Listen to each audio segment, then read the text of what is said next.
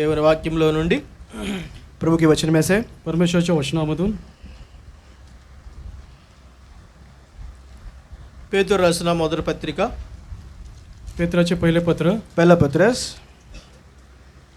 3వ అధ్యాయం उसका 3रा अध्याय पेत्राचे पहिले पत्र 3रा अध्याय మొదటి నుండి पेत्राचे पहिले पत्र 3रा अध्याय काही पहिले वचनापासून సమయము కొంచెం ఉంటుంది కాబట్టి బ్రదరు హిందీలో చదువుతారు ఇంకా అందరికి అర్థం అవుతుంది కాబట్టి पहला पत्रस उसका 3रा अध्याय पहले से कुछ वचन पढ़ेंगे, हिंदी में मैं यहाँ पे पढ़ता हूँ जो भाषा सबको समझ में आता है. आणि पेत्राचे पहिले पत्र 3रा अध्याय पहिल्यापासून काही वचन आपण वाचूया, कारण वेळेचा अभाव असल्यामुळे या ठिकाणी म्हणून काही वचने वाचूया. చదువు 1 నుంచి 6 వరకు 1 से लेकर 6 वचन है. 1 ते 6 वचन वाचतो बंधू. हे पत्नियों, तुम भी अपने पति के अधीन रहो, इसलिए कि यदि इनमें से कोई ऐसा हो जो वचन को न मानता हो, तो भी तुम्हारे भय सहित पवित्र चाल चलने और देखकर बिना वचन के अपनी अपनी पत्नी के चाल चलन के द्वारा खींचा जाए. तुम्हारा श्रृंगार दिखावटी ना हो, अर्थात बाल गुंतना और सोने के गहने या भांति भांति के कपड़े पहनना, वरन तुम्हारा छिपा हुआ और गुप्त मनुष्यत्व नम्रता और मन की दीनता की अविनाशी सजावट के सुसज्जित रहे, क्योंकि परमेश्वर की दृष्टि में इसका मूल्य बड़ा है. पूर्व काल में पवित्र स्त्रियां भी जो परमेश्वर पर आशा रखती थी, अपने आप को इस रीति से संवारती और अपने अपने पति के अधीन रहती थी, जैसे सारा अब्राहम की आज्ञा में रहती उसे स्वामी कहती. इस प्रकार तुम भी यदि भलाई करो और किसी प्रकार के भय से भयभीत ना हो, तो उसकी बेटियां ठहरोगी. చిన్న ప్రార్థన చేసుకుంటాం. छोटी सी प्रार्थना करेंगे. छोटी प्रार्थना करूया.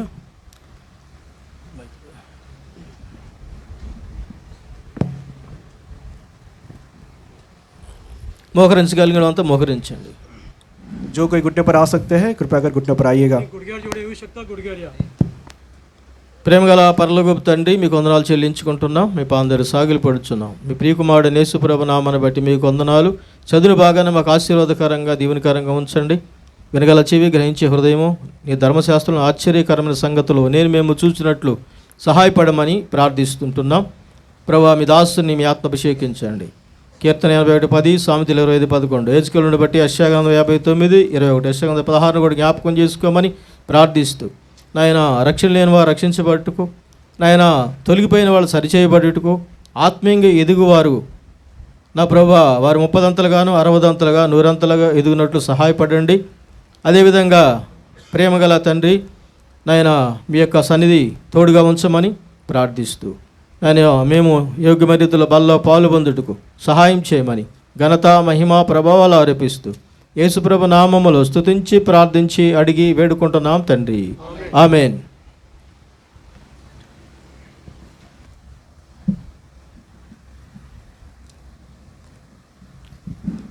నేను ఎన్నో విషయాలు చెప్పాలి అనుకున్నాను, కానీ సమయం తక్కువగా ఉంది. और बहुत सारे विषय जो है मैं आपके बीच में बांटना चाहा, परंतु जो समय है वो बहुत ही कम है. आणि पुष्कळ गोष्टी तुम्हाला सांगू इच्छितो, परंतु या ठिकाणी वेळेचा अभाव असल्यामुळे काही थोडक्याच गोष्टी तुम्हाला सांगतो. కానీ ఎన్నో విషయాలను చెప్పాలనుకుని నా కళ్ళ ముందు అన్నీ అట్లా తిరుగుతా వచ్చినాయి.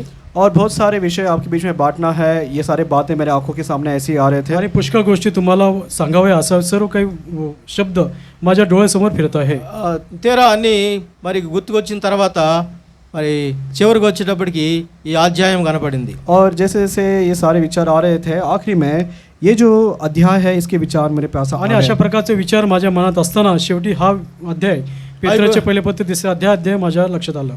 బైబిల్లో ఎన్నో వర్తమానాలు ఉంటున్నాయి, కానీ అవన్నీ కూడా చాలా ఉంటే ఏమవుతుందా, నేను వస్తా, నేను చెప్పు, నన్ను చెప్పు అని ఒక్కొక్కటి వచ్చి మనల్ని చేస్తూ ఉంటాయి. और बाइबल में बहुत सारे विभिन्न प्रकार के संदेश है, सभी जो है विचारधारा में आकर जो है मुझे बताओ कर बात करते रहते हैं. आणि पवित्र शास्त्राने पुष्कळ संदेश आहेत. प्रत्येक वचन मला येऊन सांगतं की माझा संदेश तू सांग असं म्हणतात, परंतु सांग म्हणून सांगतात.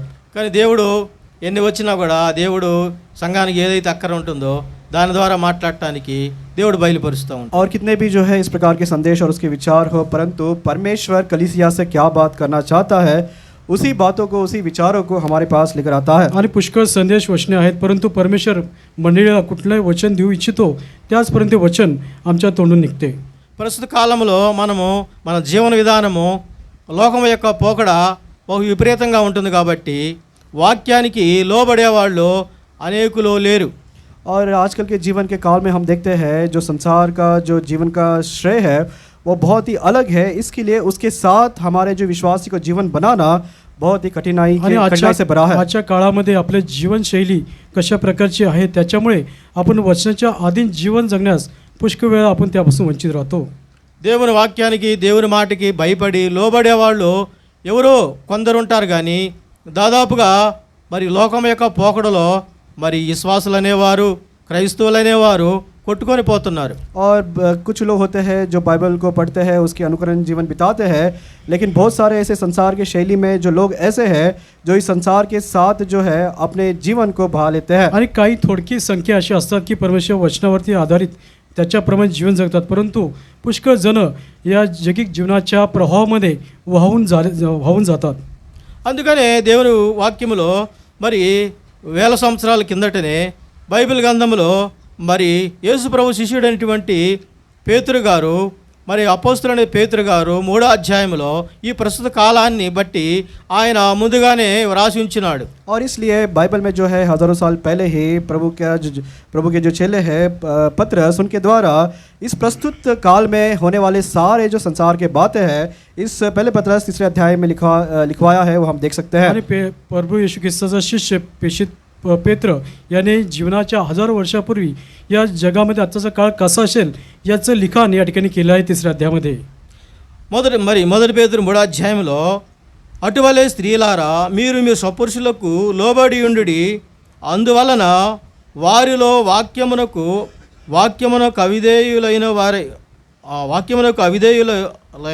అవిధేయులైతే వారు భయముతో కూడిన మీ పవిత్ర ప్రవర్తన చూచి వాక్యము లేకుండానే తమ భార్యల నడవడంలో రాబట్టబడవచ్చును. पहला दूसरा वचन है, हे पत्नियों तुम भी अपने पति के अधीन रहो, इसलिए कि यदि इनमें से कोई ऐसा हो जो वचन ना मानते हो तो भी तुम्हारे भय सहित पवित्र चाल चलन को देखकर बिना वचन के अपनी अपनी पत्नी के चाल चलन के द्वारा खींच जाए. पेत्राचे पहिले पत्र 3:1-2 वचन, तसेच स्त्रियांनो तुम्हीही आपापल्या पतीच्या अधीन असा, यासाठी की कोणी वचनाला अमान्य असले तरी तुमचे भिडस्तपणाचे निर्मळ वर्तन पाहून ते वचनापासून आपल्या स्त्रियाच्या वर्तनामुळून घेतले जावे. మొట్టమొదటిగా మనం చూసినట్లయితే ఇక్కడ స్త్రీలారా అని అంటున్నాడు, ఇక్కడ మీ స్వపురుషులకు లోబడి ఉండుడి. यहाँ पर सबसे पहले इस वचन में हम देखते हैं कि लिखा गया है, हे पत्नियों तुम भी अपने पति के अधीन रहो. आणि या ठिकाणी प्रथम वचनात आहे, स्त्रियांनो तुम्ही आपल्या पतीच्या अधीन राहा असे या ठिकाणी वचन आहे. కనుక ఇక్కడ ఏమంటే మీ స్వపురుషులకు లోబడి ఉండుడి. और कहा गया है कि हे पत्नियों तुम भी अपने पति के अधीन रहना है. आणि या ठिकाणी स्त्रियांनो आपल्या पतीच्या अधीन राहा असं वचन आहे. కనుక ఇక్కడ స్వపురుషులు అనేవాళ్ళు మరి ఇద్దరు ఉంటున్నారు. और देखिए यहाँ पर अपने पति के अधीन मतलब यहाँ पर 2 है. आणि या ठिकाणी आपला पती असे 2 आहेत. ఒకరు శరీర సంబంధించినటువంటి భర్త और एक है जो शारीरिक संबंधित पति है. शारीरिक पती आहे. అందుకని రెండో వ్యక్తి ఆత్మ సంబంధమైనటువంటి సంగమనకు భర్త అనేటి ప్రభువైన యేసుక్రీస్తు వారి గురించి రాయబడి ఉంటుంది. और दूसरा जो है जो आत्मिक जो कलीसिया है उसके लगाव में जो पति कहलाता है हमारा प्रभु यीशु मसीह के बारे में लिखा है. आणि दुसरा जो पती आत्मिकरित्या मंडळीचा जो पती आहे तो प्रभू येशू ख्रिस्त आहे. అందుకని ఇక్కడ మరి స్త్రీలారా మీ పురుషులకు మీ స్వపురుషులకు అనంది, అంటే ఒకరికన్నా ఎక్కువ ఉన్నవాళ్ళు. इसलिए यहाँ पर पहले वचन में लिखा है, ध्यान दीजिएगा, हे पत्नियों तुम भी अपने पति, यहाँ पर एक ने लिखा है बहुवचन है, अपने पति के अधीन रहो. आणि म्हणून या ठिकाणी स्त्रियांनो म्हणजे अनेक बहुवचन आहे, या ठिकाणी पुष्कळ स्त्रियांना संबोधित केलं आहे आपल्या पतीच्या अधीन राहा. అందుకని ఇక్కడ 5వ వచనంలో మనం చూసినట్లయితే చదవండి సిస్టర్స్. और 5 वचन पढ़िएगा. అటువలే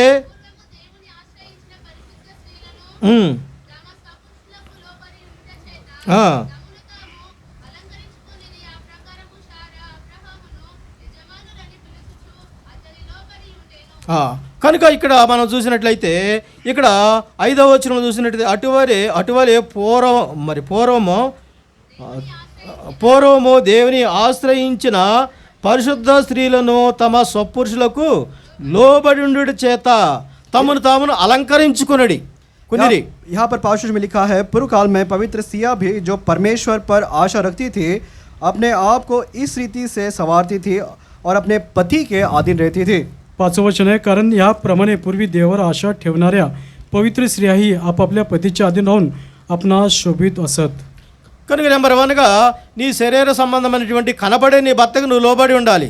और यहाँ पर जो शारीरिक संबंधित जो दिखता है उस पति के अधीन आपको रहना है. आणि पहिली गोष्ट, जो शारीरिकरित्या तुम्हाला जो दिसतो तो पती, त्याच्या अधीन तुम्ही राहिलं पाहिजे. నీ భర్తకి ఎలాగ నువ్వు లోబడి ఉంటావో, ఇప్పుడు నీ శరీర సంబంధమైన భర్తను నీకు ఎందుకు ఉంచినాడంటే ఆత్మ సంబంధమైన భర్తకి నువ్వు లోబడి ఉండాలంటే, ఈ భర్తకి ఎప్పుడైతే లోబడటం ఉంటావో అప్పుడు ఆత్మ సంబంధమైనటువంటి భర్త నుండి ప్రభువైన యేసుక్రీస్తు వారికి కూడా లోబడటము నీకు నేర్చుకుంటావు. అందుకని భూ సంబంధంగా దేవుడు మనుషులు మనల్ని ఉంచినాడు కనపడేవారిని.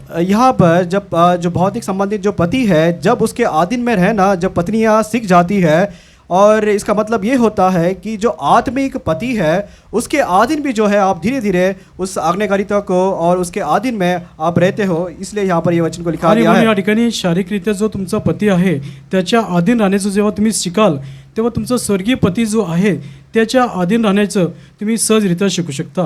3వ వచనం బ్రదర్ హిందీలో చదువుతాడు. तीसरा वचन हिंदी में मैं पढ़ता हूँ. तुम्हारा श्रृंगार दिखावटी ना हो, अर्थात बाल गूंथना और सोने के गहने या भांति भांति के कपड़े पहनना. आणि 3रं वचन, तुमची शोभा केसाचे गुंफणे, सोन्याचे दागिने घालणे किंवा उच्ची पोशाख करणे यात बाहेरून दिसणारी नसावी. కనుక ఇక్కడ దేవుని వాక్యంలో మనం చూసినట్టయితే మనం చదువుతా వచ్చాము. ఇక్కడ అలంకరణ గురించి చెబుతూ ఏమంటున్నాడంటే, జడలు అల్లుకొనుటయో, బంగారు నగలు పెట్టుకొనుటయో, వస్త్రంలో ధరించుకొనుటయోను, మరి వెలుపటి అలంకారం మీకు అలంకారముగా ఉండక.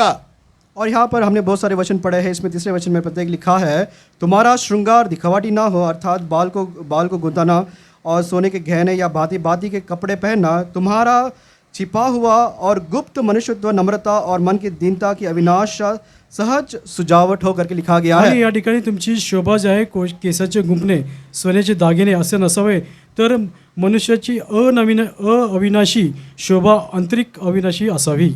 కానీ ఇక్కడ పురుషులారా మిమ్మల్ని మీరు అలంకరించుకొనవద్దు అని, అలంకరించుకొనకూడదు అని రాయలేదు. यहाँ पर ऐसा नहीं कहा है कि हे सारे पुरुष हो तुम अपने आप को श्रृंगारित नहीं करना, ऐसा नहीं लिखा है. आणि या ठिकाणी पुरुषांना तुम्ही शोभा करू नका असं लिहिलेलं नाही. కనుక ఇక్కడ మనం చూసినట్లయితే ఎక్కువ సౌందర్యం కోరుకునే వాళ్ళు ఎవరంటే స్త్రీలు.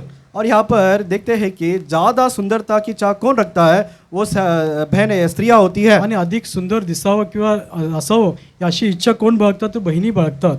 ఎందుకు అలంకరించుకుంటారు? और क्यों ये श्रृंगार अपने आप को अलंकृत करते हैं. आणि कशाला ते मी स्वतःला शोभायुक्त असं करतात. కొన్ని మామూలుగా చూసినట్టు మనుషులు కాకుండా జంతు జాతులు ఉంటున్నాయి, పక్షులు ఉంటున్నాయి. अब मनुष्य नहीं, जो दूसरे जो जाति जंतु होते हैं, पक्षी होते हैं. आणि काही जनावर आहेत, पक्षी आहेत. కానీ కొన్ని పక్షులు మనం సాధారణంగా నెమలు చూసుకుందాము. నెమలి మరి మగ పక్షి చాలా అందంగా ఉంటుంది. और हम देखते हैं कि मोर होता है, उसमें जो नर होता है मोर, वो बहुत सुंदर दिखाई देता है. आणि आपण बघतो की मोर जो प्राणी पक्षी आहे, नेमल- त्याचा नर जो मोर आहे तो अत्यंत सुंदर दिसतो. నెమల్ని చూడని వాళ్ళు ఎవరైనా చేయొద్దండి నెమలని. और यहाँ पर कोई है जिन्होंने मोर को देखा नहीं है, आणि ज्यांनी हात मोर उठाइए. पाहिला नाही असं कुणी या ठिकाणी असेल तर त्यांनी हात उंच करावं. అంటే అందరూ చూశారు. मतलब सभी ने जो है इस पक्षी को देखा है, मोर को देखा है. याचा अर्थ असं की सर्वांनी मोर पाहिलेला आहे. కనుక అందంగా ఉన్నటువంటి నెమలి అది మొగది. और जो सुंदरता में दिखाई देता है जो मोर है वो नर है. आणि जो सुंदर दिसणारा मोर तो नर आहे. ఆడనెమలి చూసిన వాళ్ళు చేయలేదండి. और जो नर ఆడనెమలి, हाँ नारी जो ఆడ పీకోకు. हाँ जो मोर है उसको किसने देखा है बताइएगा. मादी చూడలేదు. मादी जे मोर पाहिला आहे ते कोण आहे. కొత్త ఎవరో ఒకరో ఇద్దరు ఇస్తారు అంతే. और కనుక ये दो है. दोन लोकांनी हात वर केला. మీకు ఎక్కువ చూడలేదు. और बहुत सारे लोगों ने इसको देखा नहीं కనుక है. ఆడనెమలి ఎలాగ ఉంటుంది, అందహీనంగా ఉంటుంది, మామూలుగా కోడి పెట్టలాగా ఉంటుంది.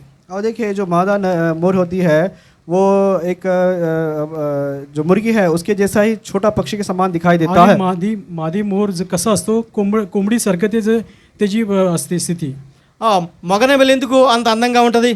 और लेकिन यहाँ पर जो मोर है जो नर है वो इतना क्यों सुंदर दिखाई आणि देता है. नर मोर का सुंदर आहे.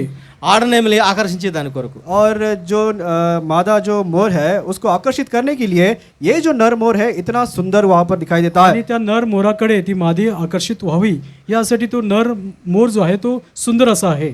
కనుకనే మరి పక్షి జాతుల్లో మగనెమలి అందంగా ఉంటే దేని కొరకు అంటే ఆడనెమలి ఆకర్షించే దాని కొరకు. అదేవిధంగానే మరి మనుషుల్లో కూడా చూసినట్లయితే ఆడవాళ్ళు ఎక్కువ ఎందుకు అలంకరించుకుంటారు ఇప్పుడు అర్థమవుతుంది మీకు. अब देखिए ये जो पशु है जो नर जो नर जो मोर है इतना सुंदर क्यों है, जो मादा जो मोर है उसको आकर्षित करने के लिए। उसी रीति से जो मनुष्य जाति में हम देखते हैं कि सुंदरता ज़्यादा किसके पास होता है, वो होता है जो स्त्रियों के पास, जो जो जो नर जो पुरुष है उनको आकर्षित करने के लिए। आणि या ठिकाणी आपल्या लक्षात आलं असेल की या ठिकाणी नर जो मोर आहे तो सुंदर का आहे, तर त्या मादीला त्याच्याकडे आकर्षित करावं. त्याप्रमाणे आपल्याही पुरुष मानवी जातीमध्ये देखील कोण सुंदर असतं, कशासाठी असतं याचं आपल्याला समजलेलं असेल. అందుకని మనం చూడండి బ్యూటీ పార్లర్లు, మేకప్లు, ఆ క్రీములు ఈ క్రీములు ఎక్కువ వేసుకోండి. ఎవరు రంగులు వేసుకునేది ఎవరు? और इसलिए बहुत सारे जो ब्यूटी पार्लर होते हैं भिन्न प्रकार के रंग वगैरह जो करते हैं सजावट, वो कौन करता है ज़्यादा? आणि या ठिकाणी सौंदर्य प्रसारणाचा उपयोग कोण जास्त करतं. అందుకని అందం మోసకరము, సౌందర్యం వ్యర్థం అన్నాడు. इसलिए जो है सुंदरता जो है वो बहुत ही धोखेदायक है, और जो शोभा है वो व्यर्थ करके लिखा गया आणि है. या ठिकाणी जे सुंदरता आहे ती भुलवणारी असं वचन आहे. కనుక మనము శారీరకంగా చూసినట్లయితే అందుకని ఇక్కడ జడలు అల్లుకోకూడదు, బంగారు నగలు పెట్టుకొనిగో అని ఇక్కడ అంటూ ఏమడంటే ఇక్కడ ఒక మాట అన్నాడు. ఏమైనా సాధారణంగా మనము వస్త్రాలు ధరించుకోవాలి. और यहाँ पर इसके लिखा है कि जो श्रृंगार है दिखावटी ना हो, बाल गूंथना है, सोने के गहने या बाती बाती कपड़े नहीं, परंतु जो भौतिक जो अंदरूनी जो सुंदरता है उसको हमें प्रकट करना है. आणि या ठिकाणी केसाचे गुंफणे, सोन्याचे दागिने याच्या अलंकाराने शोभित न करता अंतर्कणातील शोभा या ठिकाणी असावी असं सांगत आहे. అందుకని కొంతమంది చూసినట్లయితే ఇక్కడ జడలో అంటే జడలో ఎన్ని రకాలు ఉన్నాయి జడల్లో? अब देखिए यहाँ पर बाल जो है गूंथना, इस प्रकार इसमें कितने सारे प्रकार होते हैं. आणि केसांचं गुंफणं याच्यामध्ये किती प्रकार आहेत. కనుక చాలా రకాలు ఉంటున్నాయి. और बाल जो है संवारना, उसको बनाना, बहुत सारे भिन्न प्रकार के प्रकार है. आणि केसांचं गुंफणं पुष्कळ प्रकार असतात. అందుకని ఇక్కడ చూసినట్లయితే జడలు అల్లుకొనటియో బంగారు నగలు పెట్టుకొనకయో మరి బ్రదర్స్ పెట్టుకోరు. देखिए यहाँ पर लिखा गया है कि बाल गूंथना और सोने के गहने न पहनना, मतलब यहाँ पर भाइयों के लिए नहीं है, भाई नहीं पहनते हैं. आणि या ठिकाणी केसाचे गुंफणे, सोन्याचे दागिने घालू नये असं वचन बंधू देखील घालतात. కనుక వస్త్రములు ఎన్నో రకాల వస్త్రాలు ఉంటున్నాయి సిస్టర్స్కి. और वस्त्र कपड़े में भी जो है बहुत सारे विभिन्न प्रकार के कपड़े होते हैं बहनों के लिए. आणि पुष्कळ पोशाख बहिणींसाठी असतात. మా భార్యకి బీరువా నిండా చీరలు ఉన్నాయి. और मेरी जो पत्नी है उनको पूरा कपड़ भर के साड़ी है. आणि माझ्याही पत्नीला कपाट भरून साडी आहेत. బీరువా పట్టకపోతే మరి సూట్ కేసులో పెట్టింది. अगर बीरवा में वो काफ़ी नहीं हो रहा है तो जो सूटकेस है उसमें वो रख लेते आणि हैं. कपाटामध्ये साडी ठेवण्याची जागा नसल्यामुळे त्या सूटकेसमध्ये साड्या ठेवल्या आहेत. సూట్ కేసు పట్టకపోతే బ్యాగులో పెట్టింది. अगर सूटकेस में भी अगर जगह नहीं पुर रहा है तो बैग्स है उसमें वो रख रही है. आणि सूटकेसमध्ये देखील जागा अपुरी पडत आहे, అయినా तर ఇంకా पिशवी ठेवला आहे. అయినా ఇంకా చీరలు కావాలి. लेकिन फिर भी और भी सारी चाहिए. आणि अजून साड्या पाहिजे असं आहे. ఫంక్షన్కి వెళ్ళి చీర, మ్యారేజ్కి వెళ్ళి చీర, బర్త్డేకి వెళ్ళే చీరలు, కాబట్టి ఇవన్నీ కావాలి.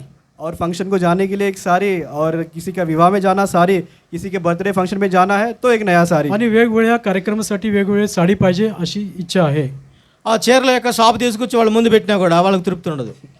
और जो साड़ी का जो दुकान है पत्नियों के सामने अगर लेकर आकर रख दिया वो भी उनको काफ़ी नहीं होता है. आणि साड्यांचं दुकान त्याच्या समोर आणून ठेवलं तरी देखील त्यांची तृप्ती होत नाही.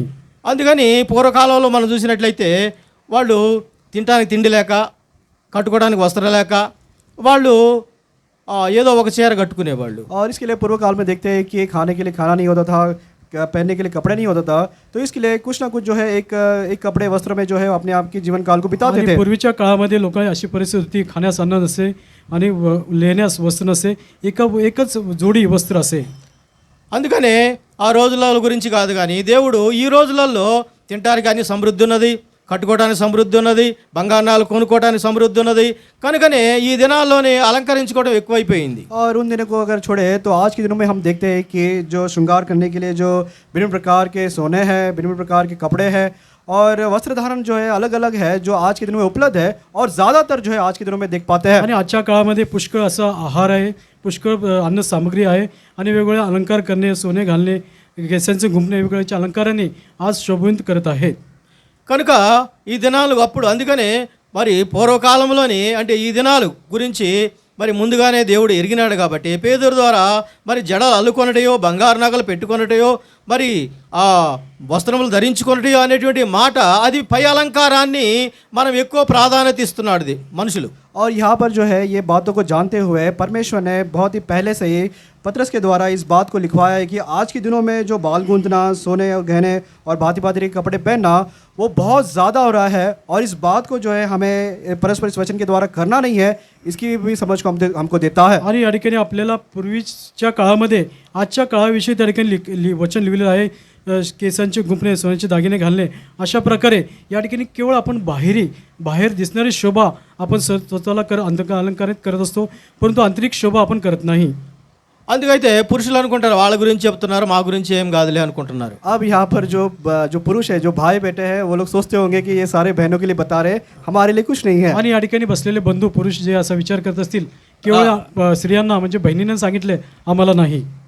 మనం పూర్వకాలంలో నేను యవనస్తుడిగా ఉన్నప్పుడు బక్సింగ్ గారి అంటే మన హెబ్రోన్ సావాసంలో, और पूर्व काल में जब मैं जवानी की हालत में था और भाई भक्त सिंह उनके कलीसिया में था, आणि जेव्हा मी तरुण होतो, बंधू भक्त सिंग यांच्या सहवासात मी जेव्हा होतो, గడ్డ షేవింగ్ చేసుకోకుండా మందిరానికి వస్తే, और बिना शेविंग किए अगर मैं मंदिर को आता आणि दाढी न करता मी जर मंदिरात आलो, గడ్డం పెంచుకొని వస్తే, अगर अच्छा दाढ़ी बढ़ाकर मैं आ आणि जाता, दाढी वाढून जर मी त्या ठिकाणी आलो, మాకన్నా పెద్దవాళ్ళు और हमसे जो बड़े हैं, आणि माझ्यापेक्षा जे वडीलधारी आहेत, నీకు షేవింగ్ చేసుకోవడానికి డబ్బులు లేవా, और वो लोग बोलते थे कि जो बड़े लोग हैं देखकर, क्या तुम्हें शेविंग करने के लिए तुम्हारे पास पैसा नहीं है, आणि तुला दाढी करण्यासाठी पैसे तुझ्याजवळ नाहीत का? గడ్డాలు పెంచుకునేది ఎవరు అంటే కొన్ని మతాలను బట్టి కొందరు పెంచుకుంటారు. తర్వాత అదేవిధంగా ప్రేమలో ఫెయిల్ అయిన వారు పెంచుకుంటారు. కొంతమంది మరి పిచ్చివాళ్ళు పెంచుకుంటారు. కొంతమంది మనం చూసినట్లయితే సినిమాలను చూసి లోకం ఎట్టిపోతుందో ఆ ప్రకారంగా పోతున్నారు. और ये दाढ़ी बनाते कौन बनाते हैं? कुछ लोग होते हैं जो धर्म के अनुसार. हाँ, जो धर्म जाति है उसके अनुसार वो लोग दाढ़ी बढ़ाते हैं. कुछ लोग जो है पागल हो जाते हैं, इसके लिए दाढ़ी बनाते हैं. कुछ लोग होते हैं जो प्रेम में जो है असफल हो जाते हैं, वैसे लोग जो है दाढ़ी बढ़ाते हैं. और ये प्रकार की शैली में दाढ़ी लोग बढ़ाकर रखते हैं. आणि या ठिकाणी दाढी कोण वाढवतो? ज्यांना दाढी अशी वाढवतात जे धर्मानुसार दाढी वाढवतात. काही लोक त्यांनी त्यांच्या जीवनात ते जर प्रेमामध्ये नापास झाले किंवा त्यांचं प्रेम झालं नाही, अशा परिस्थितीत दाढी वाजवतात. काही लोकांना जे की नटांना पाहून సినిమా అభినేతలను पाहून ते दाढी वाढवतात. అందుకనే మరి ఇప్పుడు పురుషులు కూడా ఆడవాళ్ళకి ఎంట్రుకలు పెంచుకుంటున్నారు. अब जो पुरुष है वो भी जो है लड़कियों के जैसे जो स्त्रियां हैं उनके जैसे अपने बालों को बढ़ा रहे हैं. आणि आता पुरुष देखील स्त्रियांप्रमाणे आपले लांब केस वाढवतात. కనుక ఇక్కడ మనం చూసినట్లయితే మనము బైబిల్ గ్రంథంలో మరి 1 కొరింథీయులకు రాసిన పత్రికలో 11వ అధ్యాయంలో మనం చదువుతా వస్తే అక్కడ పురుషులు వెంట్రుకలు పెంచుకొనుట అవమానకరమని రాయబడి ఉంది. और यहाँ पर पहले कोरिन्थियों के 11 अध्याय में अगर हम पढ़ेंगे, पुरुष जो है अपने बालों को बढ़ाना वो अपमान जैसा है. आणि पहिले कोरिंथियस पत्र 11 अध्याय जर पाहिलं, या ठिकाणी पुरुषाने केस वाढवणे हे त्यास लाजिरवाणी गोष्ट आहे असं वचन आहे. అందుకనే ఆ వచనం చదవండి, ఎక్కడ ఉందో చూడండి మీరు. పురుషుడు తల వెంట్రుకలు పెంచుకున్నట్టు అతనికి అవమానమని, కనుకనే అదేవిధంగా స్త్రీ ఏముంది, తమ ఎంట్రుకలు పెంచుకున్నట్టు ఆమెకు ఘనముగా పెంచుకున్నట్టు, ఆమె ఎంట్రుకలు పెంచుకున్నట్టు ఆమెకు ఘనము. అందుకనే అడ్వర్టైజ్మెంట్ ఇచ్చినప్పుడు ఇంత పొడుగు జడ ఉంటుంది. और यही कारण है कि जो पुरुष है अगर उनके बाल वो बढ़ाएंगे उनके लिए अपमानजनक है.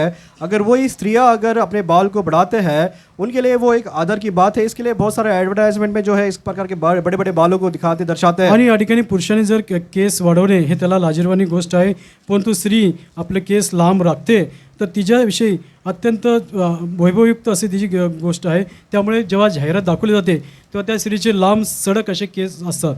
అందుకనే ఆ ఆయిల్ రకరకాలైనటువంటి కూడా షాంపులు పెట్టేసి ఎంట్రుకలు పెంచుకోవడానికి ఉన్న జుట్టు అంతా ఊడిపోతుంది. अब इसलिए जो भिन्न प्रकार के एडवर्टाइजमेंट दिखाते हैं कि ये ऑयल अच्छा लगाना है, बाल बढ़ेंगे, ये शैम्पू लगाना है, लेकिन ये सारे इस्तेमाल करने के बाद जो बाल है वो भी झड़ रहे हैं. आणि जाहिरातीमुळे वेगवेगळ्या प्रकारचे तेल लावणे, शॅम्पू वापरणे याच्यामुळे डोक्यावर जे केस आहे ते सुद्धा गळून जातात. అందుకని ఇక్కడ మనం ఒక విషయాన్ని మనం గమనించినట్లయితే ఇక్కడ సైన్స్ ప్రకారంగా కూడా జడలో మామూలు బైబిల్ చెబుతూ ఉంది, జడ అల్లుకోవటము అది ఎంతో అది చుట్టూ పెరుగుతుంది.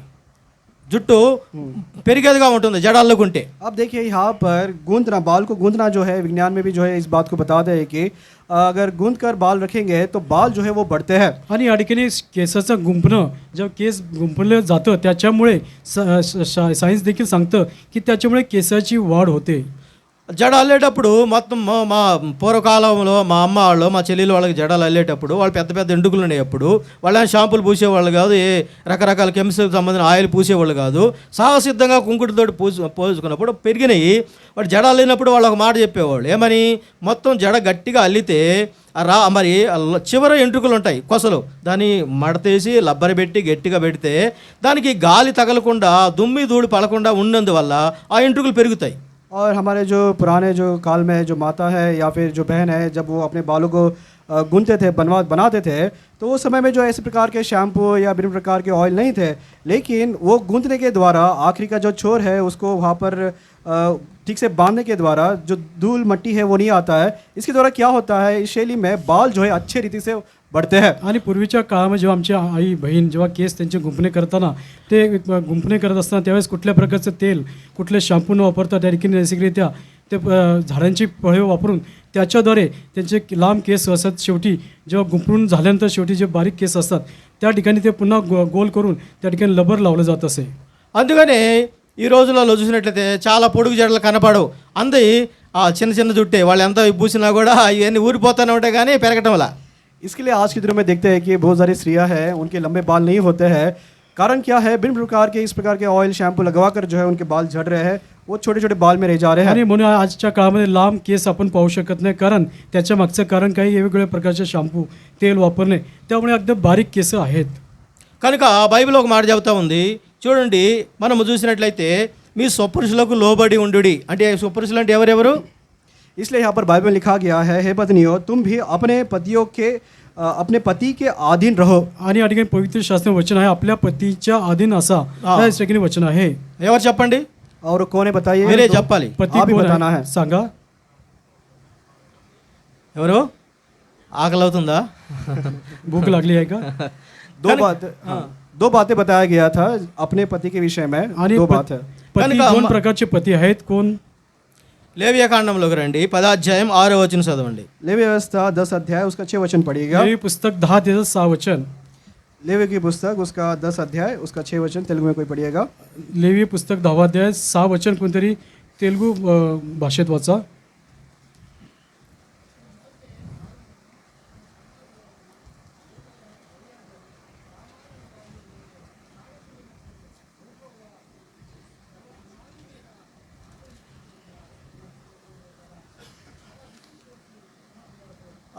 సిస్టర్ చదవండి, ఎవరైనా తెలుగులో చదవండి. बहिणीने वाचा तेलुगूमध्ये कोणतरी. అప్పుడు మోషే అప్పుడు మోషే అహరోను అతని కుమారులైన ఎలియాజరు ఆ, ఈతామారును వారితో, ఆ, మీరు చావుకున్నట్లును ఆ. యెహోవా ఈ సర్వ సమాజం మీద ఆగ్రహ పడకుండునట్లును మీరు తల విరయబోసుకొనకుడు, మీరు తల విరయబోసుకొనకూడదు, బట్టలను చింపుకొనకుడు, బట్టలను చింపుకొనకూడదు, యెహోవా వారిని కాల్చినందున. యెహోవా చాలు. ఇక్కడ బైబిల్ ఏం చెబుతా ఉంది? తల విరబోసుకొనకూడదు. ఎవరు ఎవరు? కనుక ఇక్కడ తల విరబోసుకొనకూడదు బైబిల్ చెబుతా ఉంది. यहाँ पर लिखा गया कि सिरों के बाल मत बिखारो. आणि या ठिकाणी तुम्ही आपल्या डोक्याचे केस मोकळे सोडू नका असं वचन आहे. कोणी मोकळे केस सोडायचे नाही. తల విరబోసుకునేది ఎవరు? और ये जो बाल है वो कौन बिखारते हैं, आणि बिखेरते हैं? डोक्याचे केस मोकळे कोण सोडतात? కనుక తల విరబోసుకొనకూడదు అని అంటే ఎవరు? దేవతలు ఉంటారు. ఎవరు? దేవతలు ఉంటారు. అంటే వాళ్ళే దయ్యాలు. ఎవరు? దయ్యములు. ఏమిటి? भूत असतात. సింహం ఊగుతా ఉంటారు చూసారా, వాళ్ళు అందుకనే దయ్యంలాగా తల ఎరబోసుకున్నామంటారు. अब देखिए हम देखते हैं कि जो सिर के बाल कौन बिखेरते हैं, विभिन्न प्रकार के देवता होते हैं, वो जो है अपने बालों को जो है वो बिखेरते हैं और दिखाते हैं. आणि वेगवेगळ्या प्रकारचे देवता जे असतात, जे आपले केस मोकळे सोडून त्या ठिकाणी आपण पाहू शकतो. కనుక మరి ఈ లోకము చూసినట్లయితే దేవుని వాక్యం ఏం చెబుతా ఉందంటే తల ఎరబోసుకొనకూడదు, కానీ దానికి ఆపోజిట్ ఏముంది? దేవుని వాక్యం ఈ రోజుల్లో తల విరబోసుకొనుకోకుండా జడల్లుకొని వస్తుంది ఎవరో దేవుని మందిరానికి. अब देखिए यहाँ पर చిన్న చిన్న విషయాలు पुराने नियम में अभी जो वचन हमने पढ़ा है उसमें लिखा है स्पष्ट रूप से कि सिर के बालों को बिखोरना नहीं है. अब इसी के विपरीत जो है नए नियम में हमने जो पढ़ा है पहले पत्रस उसका दूसरा तीसरा अध्याय के तीसरे वचन में, वहाँ पर अपने बालों को गूंथना है। आज के दिनों में कौन है, हम देखते हैं कि अपने बालों को गूंथ कर मंदिर को स्त्रिया आती है। आणि या ठिकाणी आपण डोक्याचे केस मोकळे सोडणं होय असं या ठिकाणी वचन आहे. आणि नवीन करारात देखील आपण पाहिलं की केसाचं गुंफणं असणं गरजेचं आहे, करावं अशी शोभा आहे. परंतु आजच्या काळामध्ये कोण केसाचं गुंफणं मोकळे केस न सोडता येतात. కనుక మనం మరి తల ఎరుబోసుకునేది ఎవరు అంటే మరి తల విలపోసుకొనకూడదు, అయితే జడలు అల్లుకొని రావాలి. కానీ తల మరి దీని విషయంలో ఎవరు లోబడతారు? अब यहाँ पर वचन में लिखा है कि अपने बालों को जो है बिखेर कर खुले रख कर नहीं आना है, उसको गूंथ कर जो है आना है। लेकिन ये वचन के अनुसार आज के दिन करने वाला कौन है? आणि केस मोकळे सोडू नये, केसाचं गुंफणं केलं पाहिजे. याच्याच प्रमाणे आज कोण वचनाप्रमाणे कोण वागत आहे. కనుక ఇక్కడ మరి తర్వాత మరి తల విరబోసుకొనకూడదు, బట్టలు చింపుకొనకూడదు. కనుక బట్టలు చింపుకొనకూడదు అని అంటే ఇప్పుడు కొత్త బట్టలు వేసుకొని వస్తాడు. ఎవరు ఎక్కడ అంటే వాడు కాళ్ళ కాడ చినిగిపోతాయి, మరి భుజాల కాడ చినిగిపోయి ఉంటాయి. కనుక అవన్నీ ఏమి రా అంటే షోరూంలో తీసుకొచ్చిన కొత్త బట్టలు ఇవి చినిగిపోయిన బట్టలు వేసుకొస్తారు కొత్త డబ్బులు పెట్టి. अब वचन में क्या लिखा है कि अपने बालों को गूंथना है, उसके बाद अपने जो कपड़े हैं वो फटे हुए कपड़े नहीं पहनना है। लेकिन आज के दिनों में देखते हैं कि अगर कुछ लोग आते हैं कपड़े पहनकर आते हैं, पूछा जाए यहाँ पर आप घुटने के पास हाथों के पास ये क्यों फटा हुआ है, तो वो लोग बोलते हैं कि ये नया कपड़ा है, अभी से है, अभी जाकर हमने शॉप में नया खरीदा है। आणि या ठिकाणी दुसरं पण डोक्यात केस मोकळे सोडू नये, वस्त्र फाडू नये. परंतु आजच्या काळात आपण पाहतो की जेव्हा गुडघ्याजवळ फाटलेलं पॅन्ट घातलात आणि ते आपण खांद्यापाशी फाटलेलं शर्ट घालतात, जर त्यांना विचारलं की अशा प्रकारचे कपडे का घातले तर ते म्हणतात आत्ताच नवीन वस्त्र विकत घेतलेले आहे, अशा प्रकारची डिझाईन आहे. అందుకనే చిన్న చిన్న విషయాల్లోనే మనము చంపలేకపోతే, చిన్న చిన్న విషయాల్లో దేవుని మాటకు మనం లోబడకపోతే మరి పెద్ద పెద్ద విషయాల్లో మనం ఏ విధంగా లోబడతాం? अगर छोटे छोटे बातों को अगर हम मारेंगे नहीं, छोटे छोटे बातें के आधीन में अगर हम नहीं आएंगे, तो परमेश्वर के लगाव में जो बड़े बातें हैं, आज्ञा है, उसके आधीन में हम कैसे आएंगे? आणि छोट्या छोट्या गोष्टी परमेश्वराने सांगितलं त्याचं पालन जर आपण करत नसाल तर परमेश्वर सांगितलेल्या मोठमोठ्या गोष्टीचं पालन आपण कशा प्रकारे करूया. జఫన్యా 1:8 చదవండి. ज़ेफन्याह किताब उसका 1 अध्याय उसका 8 वचन आप पढ़िएगा. सफन्या पुस्तक 1 त्याचं 8 वचन वाचा. सफन्या पुस्तक 1 अध्याय 8 वचन वाचा. యెహోవా ఏర్పరిచిన బలిదినమందు అధిపతులను రాజకుమారులను అన్య దేశస్థుల వలె వస్త్రములు వేసుకొని వారందరినీ నేను శిక్షింతును. ఏమంటే అన్య మతస్థులు అన్య దేశస్థుల వలె వస్త్రములు వేసుకొని వారందరినీ నేను శిక్షింతును. అన్య దేశస్థులు, అన్య మతస్థులు, అన్య యొక్క దేశస్థులు ఏ విధంగా వస్త్రాలను వేసుకున్నారో వాళ్ళు వేసుకున్నట్లు మీరు కూడా వేసుకుంటే నేనేమన్నాడు, మిమ్మల్ని ఆశీర్వదిస్తానన్నాడా? यहाँ पर जो है वचन में क्या लिखा गया है, जो अन्य जाति के लोग हैं, अन्य देश के लोग हैं, अगर उनके बातों को, उनकी चीज़ों को अनुकरण करके वस्त्र धारण अगर हम करेंगे, तो यहाँ पर वचन में ऐसा लिखा है क्या कि मैं तुमको आशीर्वाद दूंगा. आणि या ठिकाणी सफन्या 1:8 मध्ये पाहतो की परदेशी पोशाख चढला आहे त्याचा मी समाचार घेईल असं या ठिकाणी वचन आहे. తర్వాత చదవమ్మా. पुढचं वाचा. మరియు ఇండ్ల గడపలు దాటి వచ్చి యజమానుని ఇంటిని మోసముతోను బలాత్కారముతోను నింపు వారిని ఆ దినమందు నేను శిక్షింతును. కనుక మనుషుడు మోసముతో బలాత్కారముతో నిండి ఉంటున్నాడు. और यहाँ पर ज़ेफन्याह के पहले अध्याय में उसके 9 वचन में देखते हैं कि जो मनुष्य जो है वो धोखेबाजी और विभिन्न प्रकार के जो है गलत चीज़ों में जो है लगा हुआ है. आणि या ठिकाणी सफन्या 1:9 मध्ये 1 अध्याय 9 वचनामध्ये या ठिकाणी मनुष्य जो आहे तो कपटाने आणि बलात्काराने तो भरलेला आहे. కనుకనే దేవుని వాక్యములో మనుషులు చూసినట్టయితే ఇందాక మనం చూసాం ఆరాధనలో, అతడు మనసును గర్వించిన వాడై చెడిపోయెను. మనసులో ఎప్పుడైతే గర్వం వస్తుందో చెడిపోతాడు. చెడిపోయిన వాడు దేవునికి తిరుగుబాటు చేస్తాడు. అందుకనే అనేకులు దేవునికి పేరు చెప్పుకుంటూ దేవుని మందిరానికి వస్తున్నారు, దేవుని పని చేస్తున్నారు, ఆరాధిస్తున్నారు, కానీ దేవునికి తిరుగుబాటు చేసే వాళ్ళగా ఉంటున్నారు. और हम देखते हैं कि इस वचन के लगाव में सुबह आराधना के विषय में भी देखा था कि मनुष्य जो है हमेशा घमंड करता है, घमंड के द्वारा बिगड़ जाता है, बिगड़ने के द्वारा विश्वासघात जो है परमेश्वर को करता है. और ऐसे कितने सारे लोग हैं इस स्वभाव को रखते हैं, और ऊपर से जो है हम परमेश्वर की वचन पढ़ते हैं, आराधना करते हैं और उसकी सेवकाई करते हैं, इस बातों में वो बताते हैं, लेकिन इस बात को छोड़ते नहीं है. आणि या ठिकाणी आराधनेच्या वर्षात आपण पाहिलं की तो मनामध्ये उन्मत्त होऊन तो गर्वाने बिघडला, त्याचप्रमाणे आपण देखील या ठिकाणी गर्वाने असतो, परंतु आपण परमेश्वराचं वचन वाचतो, त्याची आराधना करतो, परंतु आपल्या जीवनामध्ये त्याच्या विरुद्ध फितुरी करणे, त्यापर्यंत गर्वाने फुगणे, उन्मत्त वागणे ते सोडत नाही. అయితే మనము మరి మన వస్త్రధారణలో లోకం ఎటుపోతుందో, లోకం పోకడ ఎటుపోతుందో అందరూ కూడా అదే విధంగానే కొట్టుకొని పోతున్నారు. और वस्त्र के धारण में जो है आजकल देखते हैं कि ये संसार किस राह में जा रहा है, हम भी जो है उसके साथ उसी राह में निकल पड़े हैं. आणि ज्या जगीच्या वस्त्र धारणा कसे करतात व पोशाख कशा प्रकारचे घालतात, त्याप्रमाणे जगाच्या राहटीप्रमाणे आपण देखील पोशाख घालून त्यांच्याबरोबर त्यांच्या प्रभावामध्ये आपण वाहत जात असतो. మేము చిన్నప్పుడు మామూలుగా మేము హిందూస్ కుటుంబంలోనే నేను పుట్టాం పెరిగాము. అయితే చిన్నప్పుడు సినిమా చూసాను నేను. ఒక సినిమాలో చిన్నప్పుడు చూసాను. అక్కడ ఒక సీన్ ఉంటుంది. వాళ్ళ అక్కకి అన్యాయం జరుగుతుంది. అక్కడ జరుగుతుంటే ఆ పిల్లోడు, ఒక 12 సంవత్సరాల పిల్లోడు కొట్టలేక ఏం చేయలేక వాడు పెదం కొరుక్కుంటే రక్తం అంతా కారిపోతూ ఉంటుంది. కనుక అయితే అప్పుడు ఆ సమయంలో ఆ సినిమా వచ్చినప్పుడు అందరు పేదాలు కొరికేవాళ్ళే. अब हम जो हिंदू परिवार से आते हैं, बचपन में जो है सिनेमा देखते थे. सिनेमा देखने के टाइम जो है ऐसा एक कहानी था जहाँ पर जो बड़ी बहन है,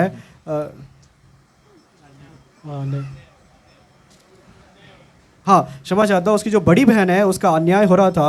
इसको देखकर जो है जो उसका जो भाई है जो 12-14 वर्ष का है, अपने होठ को जो है काट लिया था और उस लहू जो बह रहा था, उसको देखकर बहुत सारे लोग जो है इस प्रकार करने लगे. आणि लहानपणी मी देखील अन्य कुटुंबाने माझा जन्म झाला, त्यावेळेस मी देखील चित्रपट पाहत होतो. त्यावेळेस चित्रपट पाहत असताना त्या ठिकाणी असं दृश्य आलं, त्या ठिकाणी मोठ्या थोरली बहिणीवरती कोणी ते अति समय करत असताना त्यावेळेस तो बारका भाऊ त्या ठिकाणी तो काही करू शकत नाही. अशा परिस्थिती असताना त्यांनी आपले ओठ खाल्ले, ओठ दाबले, तेव्हा त्यातून रक्त पडत येत होतं. अशा परिस्थितीत जो दृश्य पुन्हा आलं की ते बघणारे लोक देखील तशा प्रकारे दृश्य ते करत होते. అందుకనే ఇక్కడ మనం చూసినట్లయితే మరి ఈ దినాల్లో కూడా మనం చూసినట్లయితే ఇప్పుడు ఇంతకుముందు హిందీ యాక్టర్లు వచ్చినప్పుడు అంతా మేసాలు గడ్డం అంతా తీసేసుకునేవాళ్ళు. అయితే తర్వాత ఇప్పుడు ప్రస్తుతానికి ఉన్న హీరోలు వచ్చేటప్పటికి అందరు గడ్డాలు పెంచి వాళ్ళు సినిమాలు తీస్తున్నారు. అందుకని మనం చూసినప్పుడు వాళ్ళని చూసినప్పుడు ఎవరు గుర్తుకు రావాలి? పలానా హీరో గుర్తుకు రావాలి, పలా హీరోయిన్ గుర్తుకు రావాలి ఈ చీర కట్టుకున్నప్పుడు. अब देखिए पहले कुछ दिन पहले जो है जो दाढ़ी और ये मूछे जो निकालते थे उसका अनुकरण करते थे. आज के दिनों में देखते हैं कि दाढ़ी और मूछे जो है अच्छा बढ़ा रहे हैं. ये बढ़ाने के द्वारा जो है लोग क्या दर्शाते हैं कि हम फलाना हीरो को, फलाना हीरोइन को या फलाना सिनेमा को देखकर हम उसका अनुकरण कर रहे हैं करके जता रहे हैं. आणि आजच्या मागच्या काळामध्ये जे नट होते त्यांनी त्या काळामध्ये दाढी मिशा काढून तर असे त्यांचे ते नाटक करत होते. परंतु आत्ताच्या काळामध्ये जो हिरो आहे त्यांनी काय करतात, दाढी वाढवून आपली दाढी राखलेली असते, मिशा मोठ्या असतात. अशा प्रकारे आपण देखील त्याप्रमाणे जीवन जगतो. त्याच्यामुळे आपण काय दाखवतो की त्या हिरोप्रमाणे किंवा त्या नटाप्रमाणे माझी अशी शैली आहे आपण लोकांना दाखवत असतो. గలతీయులకు రాసిన పత్రిక 2వ అధ్యాయంలో गलती की पत्री उसका మొదటి వచనం చదవండి.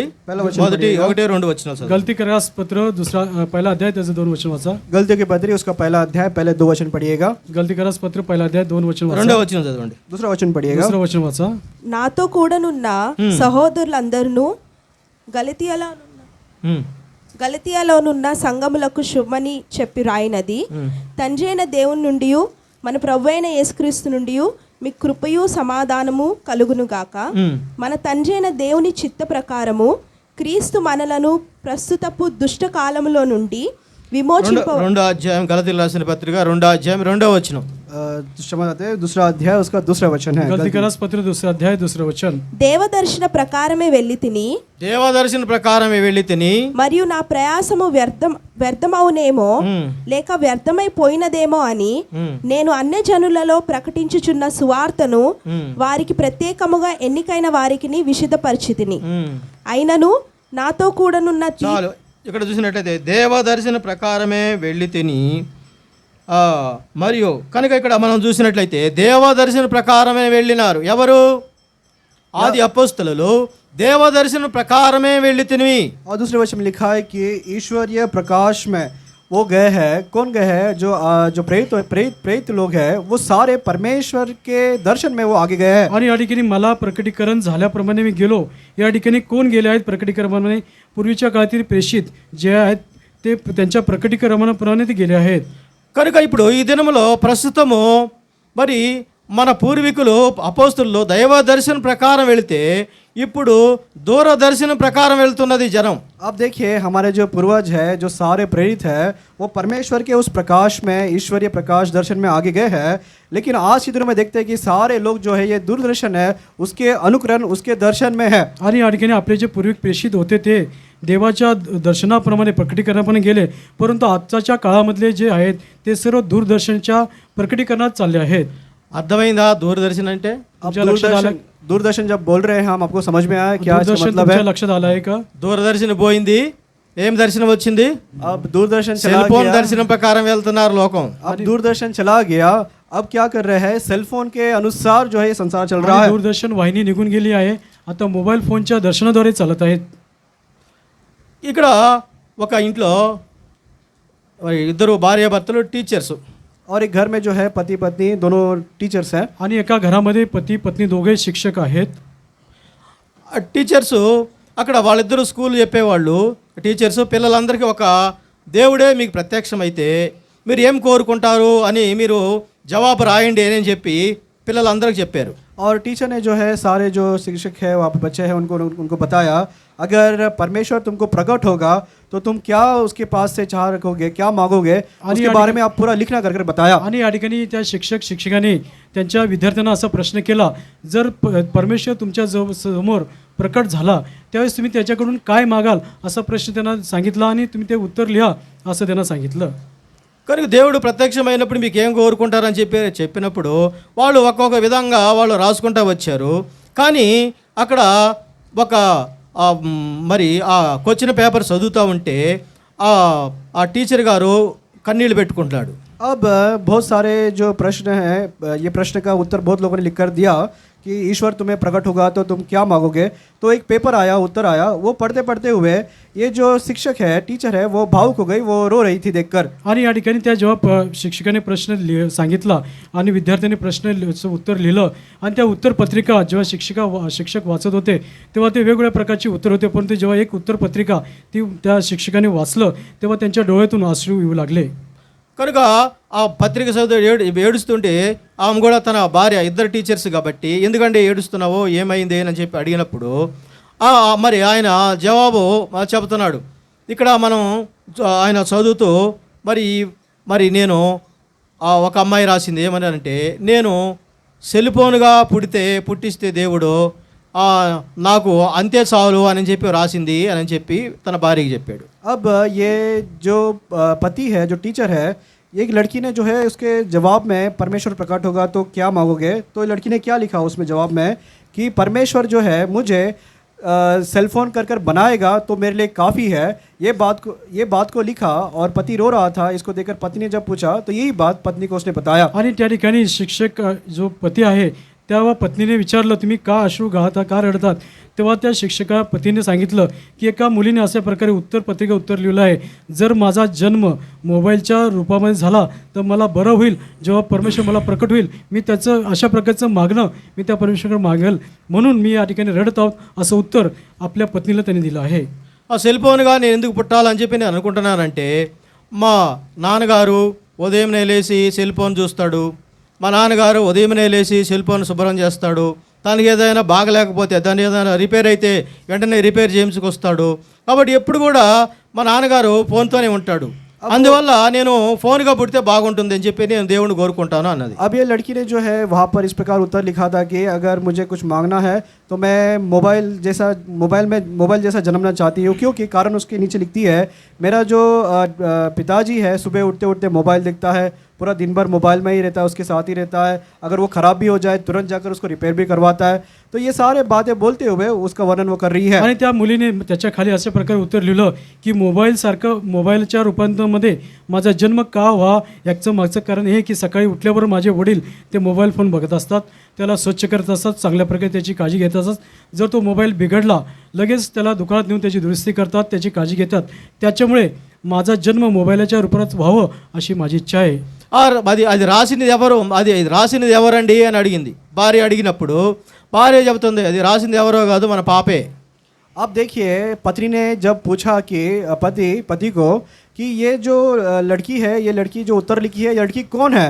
तब पति ने बोला कि ये कोई और लड़की नहीं है, अपनी बेटी ही लिखी है. आणि हे उत्तर पत्रिकेत अशा प्रकारचं उत्तर प्रश्नाचं उत्तर कुणी लिहिलेलं आहे अशा जेव्हा त्या पत्नीने आपल्या पतीला विचारलं तेव्हा तो म्हणाला की आपल्या मुलीनेच या प्रश्नपत्रिकेमध्ये हे उत्तर लिहिलं आहे. కనుక అప్పుడు అది వాళ్ళిద్దరు కూడా ఏడ్చుకుంటారు. ఈ దినాల్లో కూడా మనం చూసినట్లయితే మనిషికి ఒక సెల్ఫోన్ ఉంటుంది కాబట్టి ఎవరితో మాటలు లేవు అని ఏముంది, అందుకనే మెంటల్గా తయారవుతారు. ఏదైనా కానీ ఒక సమస్య వచ్చిందంటే పిల్లలు పైనుంచి దూకి చనిపోవటము, సూసైడ్ చేసుకోవటము, లేక ఉంటే రకరకాలుగా బట్టి మరణాలు మనం చూస్తూ ఉంటున్నాం. अब देखिए ये पति पत्नी जो है खुद की बेटी ऐसे जवाब लिखी, ये देखकर वो रो पड़े. आज के दिनों में भी हम देखते हैं कि बहुत सारे जो जवान बच्चे हैं मोबाइल में ही रहते हैं. अगर कुछ हो भी जाएगा उनमें ऐसा स्थिति आ जाता है कि इमारत से जो है सुसाइड कर लेते हैं और विभिन्न प्रकार के कामों को जो है बलिनता को आजकल के बच्चे अपने जीवन में रख रहे हैं. आणि त्यावेळेस ज्यांच्या आईवडिलांना त्या मुलीच्याद्वारे दुःख झालं त्यामुळे आजच्या देखील काळामध्ये घरात जेवढे लोक असतील कुटुंब सदस्य तेवढ्या हातामध्ये त्यांच्या मोबाईल असतो. एकमेकाकडे बोलणं किंवा कुठल्याही प्रकारची बातचीत नसते. त्याच्यामुळे मुलांमध्ये मुलींमध्ये अशा प्रकारची निराश होऊन स्वतःचं जीवन संपवण्यासाठी आत्महत्या करतात. अशा प्रकारे त्यांचं जीवन असतं निराशमय. కనుక ఇప్పుడు ఈ దినాల్లో మనం చూసినట్లయితే మనుషులకు ఏం చేయాలి, కల్పనా కథలు కావాలి, జోకులు కావాలి. మనం అయితే ఇప్పుడు కాదు, కాంగ్రెస్ మామూలుగా కాంగ్రెస్ నాయకుడు అటువంటి వైఎస్ రాజశేఖర్ ఉన్నప్పుడు ఆయన చనిపోయిన తర్వాత ఈ కాంగ్రెస్ వాళ్ళందరూ కూడా మేధావులందరూ కలిసి మీటింగులు పెడుతున్నారు. अब ये कुछ दिनों की पहले की बात है. कुछ कांग्रेस के जो है YSR रेड्डी मृत्यु के पश्चात सारे जो कांग्रेस के सदस्य हैं वो लोग आकर जो है एक मीटिंग उन्होंने रखा और वहाँ पर इस बारे में बात कर रहे थे. आणि मागच्या काळामध्ये जेव्हा काँग्रेस पक्ष होता त्या काळामध्ये वाईस राजशेखर रेड्डी यांचा मृत्यू झाल्यानंतर सर्व पक्षाचे सदस्य त्या ठिकाणी त्यांची सभा होत असताना ते असे म्हणाले.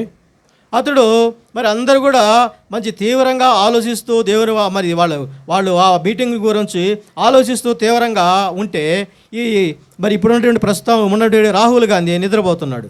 अब देखिए बहुत ही जो है गंभीर रूप से सारे जो बड़े सदस्य हैं एक मीटिंग के बारे में वो लोग बातचीत कर रहे थे, लेकिन जो राहुल गांधी एक सदस्य है वो वहाँ पर उसमें सो रहे थे. आणि त्या ठिकाणी अत्यंत महत्त्वाच्या गोष्टीवरती चर्चा होत असताना त्या ठिकाणी राहुल गांधी त्या ठिकाणी झोपलेल्या परिस्थिती होते. అందుకనే మీడియా మొత్తము పేపర్లో వాళ్ళందరూ కూడా ఆయన మీద ఫోకస్ పెట్టి చూడు నిద్రపోతున్నాడు, వీడు ఎందుకు నిద్రపోతున్నాడు అని అంటే వాళ్ళు చెప్పుకునే మాటలకి అర్థం కాల. अब सारे मीडिया वालों ने जो है वो जो सो रहा था उस दृश्य को फोकस करके दिखा दिया और पूछा जाए तो क्यों सो रहा था. ये जो सारे लोग बात कर रहे थे ये राहुल गांधी को समझ में नहीं आ रहा था. त्यावेळेस मीडिया समाचार पत्र बातमीदारांनी त्याची ती बातमी उचलून धरली आणि राहुल गांधी का त्या ठिकाणी झोपला तर याचं मागचं कारण काय आहे त्यांना माहीत नाही, परंतु त्याला माहिती आहे की ते जे चर्चा होत आहे त्याच्याविषयी त्याला माहिती नाही किंवा ते कळालं नाही. అందుకని ఈ దినాల్లో మనం చూసినట్లయితే వాక్యం చెబితే అర్థం కాదు. और इसके लिए आज के दिनों में देखते हैं कि जब वचन को बताया जाता है तो वचन जो है उनको समझता नहीं है. आणि पुष्कळ लोकांना जेव्हा वचन सांगितलं जातं त्यांना कळत नाही वचन. ఈ యుగ సంబంధమైన దేవత అవిశ్వాసులైన వారి మనోనేత్రానికి గుడ్డితనం కలగజేసింది కాబట్టి వాక్యం వాళ్ళకి చెవిటోడులో చెవులో శంఖం ఊదినట్లు ఉంటుంది. और देखिए ये संसार के संबंधित जो है देवता ने इस संसार के अविश्वासी लोगों के जो कानों को जो है वो बंद कर दिया है. इसके लिए कितना भी आवाज़ उनके कानों में गूंजे वो सुनते नहीं है. आणि या युगाच्या देवताने या लोकांची मनं डोळे आंधळे केले आहेत आणि त्यांच्या कानात तो शंख फुगत असल्यामुळे त्यांना काही कळत नाही, समजत नाही. కనుక మనం చూసినట్లయితే కొంత ఇప్పుడు ఈ మధ్యలో ఇక్కడ ఇందాక గోర్లు గురుక్కునేది ఉంటుంది నోట్లో. और कुछ लोग होते हैं जो अंगूठी से जो है अपने नाखूनों को काटते हैं. आणि काही लोक याच्या कारणामुळे ते आपले नख खात असतात. ఏ సినిమా చూశారు? और कौन सा सिनेमा आपने देखा? आणि कुठला चित्रपट पाहिला? కానీ అందుకనే ఈ దినాల్లో కూడా లోకం ఎట్టిపోతుందో వాడితో పట్టే పోతున్నారు. కానీ లోకం ఎదురేది లోకానికి మరి నీళ్ళన్నీ కొట్టుకొని పోతుంటాయి. జేని కప్పలు అవన్నీ కూడా కొట్టుకొని పోతాయి. చేపలు మాత్రం నీటికి ఎదురు ఈతాయి. अब देखिए ये संसार जैसे जा रहा है उसी भाव में जाते हैं. मानो पानी में जब पानी का भाव होता है ये सारे जो मेंढक है विभिन्न प्रकार के प्राणी है वो जाते रहते हैं आगे भाव में, लेकिन भाव को जो सामने से तैरने वाला ये मछली होते हैं. आणि या ठिकाणी जगाच्या प्रवाहाबरोबर आपण वाहत जातो. जसं पाण्याच्या प्रवाहामध्ये बेंडकं इतर प्राणी वाहत जातात, परंतु जो जिवंत मासा आहे तो पाण्याच्या प्रवाहाच्या विरुद्ध दिशेने पोहत जात असतो. అందుకనే మరి చాలామంది నిద్రపోతున్నారు. और बहुत सारे लोग जो है सो रहे हैं आणि म्हणून पुष्कळ लोक या ठिकाणी झोपले आहेत. వాక్యం అర్థం కాల, और वचन समझ में नहीं आ रहा त्यांना है. वचन त्यांच्या लक्षात येत नाही. ఇవ్వబడిన సమయం అయిపోయింది కాబట్టి అర్జున్ నేను అనుకున్న సమయం కూడా అంశం కూడా ఇంకొకటి ఉంది, బంగారం గురించి, అది కూడా చెప్పను. కనుక మనము సాధువైనట్టి మృదువైనటువంటి గుణమును అక్షయ అలంకారం మనకు అలంకారంగా ఉండవలేను. కాబట్టి ఏం అలంకరించుకోవాలో చూద్దాం. और यहाँ पर जो है साधु बनकर बहुत ही दीनता का जो पहनाव है उसको हमें रखना है. उसके विषय में हम थोड़ी बात को आणि देखेंगे. या ठिकाणी आपण नम्र लिलीन हा पणा त्याने वस्त्र पोशाख आपण घातला पाहिजे. आणि अलंकाराचं गुंफणं काय आहे हे देखील वचनामध्ये आपण पाहूया. थोडी वेळ, जेवढी वेळ आहे त्या वेळेत मी संपवतो. కనుక ఇక్కడ మనం చూసినట్లయితే సాధువైనట్టు మృదువైనటువంటి గుణమును అక్షయ అలంకారం అంటే ఏంటి? और देखिए यहाँ पर मन की दीनता और नम्रता, ये अविनाशी सजावट से सृजित होना, इसका मतलब क्या है? आणि या ठिकाणी सौम्य शांत अशा प्रकारचे पोशाख घालणे काय आहे? కనుక సాధు అయినట్టే జంతువులు ఉన్నాయి, సాధు జంతువులు. కనుక సాధు జంతువుల్లో ఒక పేరు చెప్పండి. अब देखिए बहुत ही नम्र स्वभाव के जो है जंतु होते हैं, वो साधु जंतु बोलते हैं, उसको सादा स्वभाव का जंतु बोलते हैं, प्राणी बोलते हैं. वो कौन से प्राणी है बताइएगा? आणि अत्यंत सौम्य आणि शांत असा प्राणी पक्षी कोण आहे का सांगू शकता? చెప్పండి, ఒక పేరు చెప్పండి. एक नाम बताइएगा. కుందేలు, ఇంకా ससा. ससा. ఏమ్మా? గొర్రె. గొర్రె కాబట్టి కరెక్టే. मेंढरू. కానీ ఇక్కడ మనం చూసినట్లయితే గొర్రె బైబిల్ ప్రకారంగా కూడా గొర్రె, కనుక అది సాధు జంతువు. और बाइबल के हिसाब से भी जो है हम जो नम्र जो प्राणी बोलते हैं वो भेड़ करके हम बोल सकते हैं. आणि या ठिकाणी कोकरा जो आहे मेंढरू तो देखील नम्र असा तो प्राणी आहे. అందుకనే ప్రభు యేసుక్రీస్తు వారు కూడా ఆయన ఎలాగొచ్చాడంటే, ఆయన మరి బొచ్చు కత్తిరించువాని చేతిలో గొర్రె పిల్ల మరి ఉన్నట్టుగా ఆయన ఎన్ని అన్నా కూడా, ఎంతమంది ఉమ్మి వేసినా, ఆయన ఎంతమందిని మరి జుట్టు పీకినా కూడా, ఆయన ఏమన్నా కూడా ఆయన నోరు తెరవలేదు. और उन कतराने के पास जैसे भेड़ मौन रह जाता है, वैसे ही प्रभु यीशु मसीह भी जो है उनके ऊपर थूका जाए, उनके बालों को नोच लिया गया, उनको विभिन्न प्रकार की निंदा को पहुंचाया, फिर भी जो है उस नम्रता को प्रभु यीशु मसीह ने दिखाया है. आणि ज्याप्रमाणे लोकर कातण्याच्या पुढे जसं कोकरू गप्प राहून ते लोकर कातरून घेत असतं, त्याचप्रमाणे प्रभू येशू ख्रिस्त तो देखील तसा नम्र झाला. त्याचे केस उपटण्यात आले, त्याच्या मुखामध्ये थुंकण्यात आले, तरी देखील सर्व काही त्यांनी नम्रपणे सहन केलेलं आहे. మత్తయి సువార్త 11వ అధ్యాయం 19వ వచనం చదవండి. मत्ती सुसमाचार 4 उसका 11 अध्याय उसका 19 वचन पढ़िएगा. मत्तई 11:19 वचन वाचा. నేను సాత్వికుడను దీన మనసు గలవాడను గనుక మీ మీద నా కాడి ఎత్తుకొని నా యొద్ద నేర్చు. కనుక ఆయన సాత్వికుడు. देखिए वो मन का दीन है. तो मनाचा सौम्य आहे. కనుక సాధు అని అంటే, సాధు అంటే ఎవరు? వైదో కాషాయ వస్త్రాలు ధరించుకుని ఉన్నవారు కాదు. अब देखिए साधु कहने से क्या है? కాషాయ भगवा कलर जो ऑरेंज कलर. हाँ, जो रंगीन जो वस्त्र जो है धारण करके जो पहनते हैं वैसा नहीं, उसका वो नम्रता नहीं है. आणि साधू वेशात म्हणजे जो भगवे कलरचे वस्त्र धारण करतो त्याच प्रकारचं नाही. కనుక సాధు అని అంటే శిశువులను పోలిన వారని బైబిల్లో ఉంది. और यहाँ पर नम्रता कहने से क्या है? प्रभु यीशु मसीह के चेलों को जो है तुलना में रखकर किया गया बात है. आणि या ठिकाणी जो नम्र लीन साधू वेश पाहिजे म्हणजे प्रभू येशू ख्रिस्त शिष्यांच्या विषयी या ठिकाणी वचन आहे. కనుక మనము పిల్లలన్నిటి వారిని మనం ఏమన్నా కూడా వాళ్ళు తిరిగి మనం బదులు అనలేనట్టు, కానీ ఆయన దూషింపబడి కూడా బదులు దూషింపలేదు ఆయన. और बच्चे जो है अगर हम कुछ डांटेंगे वो हमको दोबारा कुछ बोल नहीं सकते हैं, वैसे ही प्रभु यीशु मसीह भी जो है उनका जो है अपमान किया गया, फिर भी जो है उन्होंने इन सारे बातों के विरुद्ध कुछ भी एक बात नहीं बोला. आणि जेव्हा लहान मुलांना आपण त्यांना रागवतो किंवा त्यांना मारतो तरी देखील त्याच्या विरुद्ध आपल्या विरुद्ध वागत नाही. त्याप्रमाणे प्रभू येशू ख्रिस्तांच्या वरती निंदा होत असताना, त्याचा दोष लावत असताना त्याने उलट त्यांना दोष लावला नाही. కనుక ఇక్కడ మరి ఆయన సాధు జంతువు వలె ఉంటా వచ్చినాడు. అంతేకాకుండా మరి మనము కూడా ఎలాగుండాలంటే ఒక గుర్తుకొచ్చింది, ఒక పెద్ద ఆయన అంటే పెద్ద సేవకుడు వాక్యం చెబుతూ ఆమె ఒక మరి సచ్చిన కుక్క వంటి దానైనా ఆరాధన సందర్భం చెప్తున్నాడు. ఆమె డాక్టర్ అమ్మ చాలామంది ఆరాధన చేశారు. ఆమె ఏం చేసిందంట, సచ్చిన కుక్క వంటి దానైనా నా ఎడలను దయ చూపించినావయ్యా, నీకు వందనాలు అని చెప్పి సచ్చిన కుక్కనైనా ఆరాధన చేసింది ఆమె. और एक बात स्मरण में आया, एक परमेश्वर के दास ने संदेश दिया. संदेश के पश्चात जो आराधना कर रहे थे उसमें से एक बहन ऐसे उसने आराधना किया कि परमेश्वर में एक मरे हुए कुत्ते के समान थे. आणि देवाच्या दासाने जेव्हा वचन सांगितलं त्या ठिकाणी त्या आराधनेच्या वचनामध्ये एका बहिणीने मेलेल्या कुत्र्याप्रमाणे मी आहे, माझ्यावर तुम्ही दया दाखवली, अशा प्रकारची आराधना त्या बहिणीने केली. కనుక ఆమె ఆరాధన అయిపోయింది వెళ్ళిపోతూ ఉంటే ఈయన నిలబడి ఏ చచ్చిన కుక్క రా అని అన్నాడు. अब आराधना उसने किया ऐसे मैं मरे हुए कुत्ते के समान हो, और वो बाहर चले गए सब होने के बाद. तो ये जो दास है वो जाकर बोलता है कि हे मरी हुई कुत्ती तू यहाँ पर आकर के कहा. आणि अशा प्रकारची आराधना त्या बहिणीने केली. जेव्हा आराधना संपली त्यानंतर ती बहीण जात असताना त्या देवाच्या दासाने त्याला मेलेल्या कुत्री तू इकडे ये असं त्याला बोलवलं. కనుక అంటే ఆమె ఎవరు అనుకొని వెళ్ళిపోతూ ఉంది. अब वो स्त्री ने इस बात को सुना, सुनने के बाद किसी और को बोल रहा है ये सोचकर वो आगे चले गई. आणि त्या बहिणीला असं वाटलं की दुसऱ्या कोणाला बोलवत असेल म्हणून ती निघून गेली. ఏ నల్ల జాకెట్ కుక్క నిన్నే అన్నాడు. और उसने बताया कि ब्लाउज काला काला जो काला रंग का जो कपड़े पहनी है कुत्ते के समान है, तू यहाँ पर आकर के उसने कहा. आणि जे काळ्या रंगाचा ब्लाऊज घातलाय त्या कुत्रा तू इकडे ये असं ते म्हणाले. మనలాంటి ఊరుకుంటామా? देखिए अगर हमको ऐसा कोई बोलेगा तो कि हम शांत रहेंगे. आणि असं कुणी आपल्याला म्हटलं तर आपण शांत द्यायन राहू का? అందులో డాక్టర్ అమ్మా.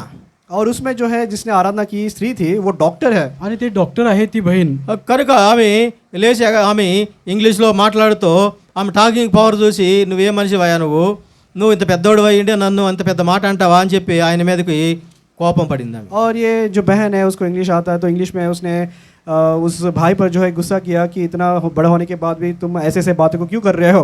आणि त्या बहिणीला इंग्रजी येत असल्यामुळे ते मोठमोठ्या इंग्रजीमध्ये तिला पुष्कळ त्या भावाला मोठमोठा सांगितलं की मी असं मोठे वडीलधारी व्यक्ती असताना असं म्हणणं तुम्हाला शोभतं का, अशा प्रकारे त्याच्याबरोबर त्यांचा वादविवाद झाला. అందుకనే ఇప్పుడే కదా నువ్వు చచ్చిన కుక్క వంటి దాన్ని ఆరాధన చేసావు, ఇంకా నువ్వు ఎక్కడ చచ్చావు నువ్వు? अब यहाँ पर ये भाई ने बोला कि अभी तो आपने आराधना किया है कि मैं मरे हुए कुत्ते के समान हूँ, तो आप कहाँ पर मरे हैं. आणि आत्ताच तुम्ही आराधना केली की मी मेलेल्या कुत्र्याप्रमाणे आहे, तर त्याच प्रकारचा तू कुठे आहे तुझी आराधना.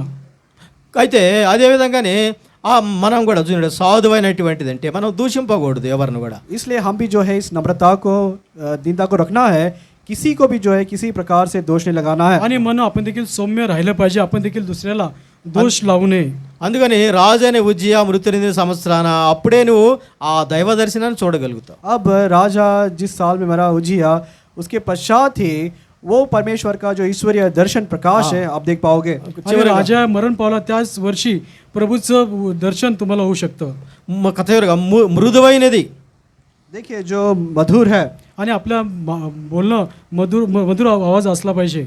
మృదువైనది అంటే చెప్పండి ఒక మాట, మృదువైనది మన తినే ఆహార వస్తువులో మృదువైనది ఏంటి చెప్పండి? अब देखिए जो मधुर है हमारे खाने के वस्त्र में क्या होते हैं. आणि अत्यंत मऊ आणि मधुर असं आपल्या भोजनामध्ये काय असतं?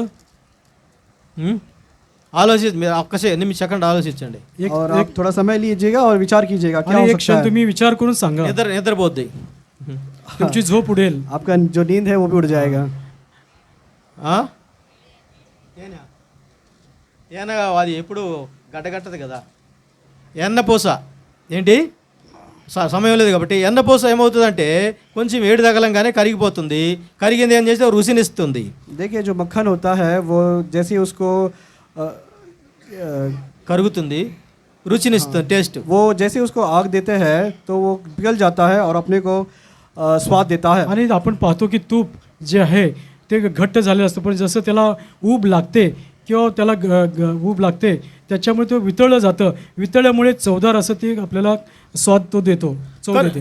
కనుక మనకు సాధువైనటువంటి మృదువైనటువంటి అంటే వాక్యం వినగానే వాక్యానికి లోబడి వాక్యాన్ని కలిసిపోయేటువంటి మృదత్వం అని మనం కలిగి ఉండాలి. కానీ మనము కఠినమైనటువంటి మనసు కలిగి మనం దేవుని వాక్యానికి లోబడకుండా దేవుని వాక్యం ఒకటి చెబితే మనం ఒకటి చేస్తే మనము దైవ దర్శన ప్రకారం కాదు, మనం ఏం చేయటం కనుక टेक्नोलॉजी प्रकार వెళ్తున్నాం. अब मनुष्य के नम्रता जो है परमेश्वर के उस वचन को सुनते हुए वचन के अनुसार करना है, परंतु जो है परमेश्वर के वचन के विरुद्ध जो है हमें नहीं जाना है.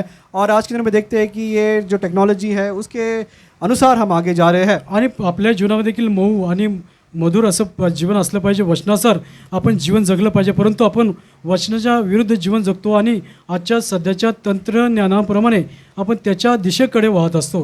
అయితే నేను ఒక వ్యక్తికి భార్యతో సంసారం చేయడానికి చేతగాకున్నాడు. అతను భార్య మీద ఏ విషయాలు చెప్తా ఉంటే నేను చెప్పాను, ఒక మాట చెప్పాను, అరే బాబు దేవుని వాక్యం ఈ విధంగా చెప్తా ఉంది, మనం దేవుని వాక్యానికి లోబడి ఉండాలి. ఆ ఉదాహరణ నేను చెప్తాను. నేను అంటే ప్రేమ అంటే ఏంది అని అంటే ప్రేమని ఎట్లా భార్యని ఎలాగ ప్రేమించాలంటే, అసలు నీ భార్య మంచిది కాదు, కానప్పుడు మనం వాళ్ళకు అనుగుణంగా మనం సేవ చేసేవాళ్ళు మనం మార్చుకోవాలి అని మరి అని చెప్తూ ఏం చెప్పానంటే, ఇప్పుడు సాధారణంగా ఇప్పుడు నేనున్నాను, మారలేదు, నా బట్టలు ఉతుకుతుంటే మా భార్య ఆ కాలర్ దగ్గర ఆ బట్టలు చినిగిపోతుంటే ఇంకా ఏమంటారు, ఆమె ఎన్నిసార్లు చెప్పినా ఆమె అదే పని చేస్తుంది. ఇంకేం చేస్తున్నామో, అమ్మ నువ్వు ఉతకొద్దు, నా బట్టలు నేనే ఉతుక్కుంటున్నా. और एक व्यक्ति जो है एक व्यक्ति के संदर्भ में जो है इस प्रकार मैं उनसे बातें कर रहा था, वो कह रहे थे कि जो पत्नी है नम्र स्वभाव की नहीं है। तो मैंने कहा कि वचन ऐसा कहता है। मेरे जीवन में एक उदाहरण है, अगर पत्नी को कहा जाए कि जो कॉलर है वो हाथ से धोना नहीं है, वो फट रहा है, तो हम क्या, एक बार बोला, 2 बार बोला, फिर भी वो वही कर रही है, तो हम क्या दिखाएंगे हमारी नम्रता में कि आप मत धोना, मैं ही मेरे जो कपडे हैं मैं धोकर ले लूँगा. आणि एका पती पत्नीमध्ये नेहमी भांडण होत असते. त्यावेळेस मी जाऊन त्यांना सांगितलं की प्रभूची प्रीती त्यांनी दाखवली पाहिजे. तर तेव्हा ते काय कशा प्रकारे दाखवले, समजा त्या पत्नीने कपडे धुत असताना कॉलरपाशी फाटत असेल तर काय केलं पाहिजे, आपण ते कपडे स्वतः धुतले पाहिजे, जेणेकरून आपण प्रभूची प्रीती त्या ठिकाणी प्रकट करू. అయితే అదే విధంగానే మనము అయితే అతనికి చెప్తే అతను అన్నాడు ఒక మాట, ఏమన్నాడంటే, ఈ బైబిల్లో ఉండే సంగతులన్నీ కూడా చెప్పుకోవటానికే కానీ ఆచరణలో పెట్టడానికి పనికిరావన్నాడు. और उसने कहा कि बाइबल में जो कोई बात लिखा गया है वो केवल सुनने के लिए अच्छा है, लेकिन उसका अनुकरण करने के लिए वो कष्ट है, वो होता नहीं है. आणि पवित्र शास्त्रात जे काही वचने आहेत त्याप्रमाणे केवळ ऐकण्यास ते बरे वाटतात, परंतु क्रियारूपात आणणे फार कठीण आहे, करू शकत नाही असं तो म्हणाला. అతను మామూలు వ్యక్తి కాదు, తర్జుమా చేస్తాడు, పరిచర్య చేస్తాడు, బైబిల్ చదివే వ్యక్తి. अब ये कोई साधारण व्यक्ति नहीं है जिसने इस प्रश्न को पूछा है. वो भाषांतर करता है, बाइबल पढ़ता है, सेवकाई करता है. ऐसा व्यक्ति है जिसने ये बात पूछा. आणि हे जे म्हणाला तो व्यक्ती कोणी साधारण व्यक्ती नाही, तो भाषांतर करणारा, सेवा कार्य करणारा, अशा प्रकारचा तो व्यक्ती आहे, ते तो असा म्हणाला.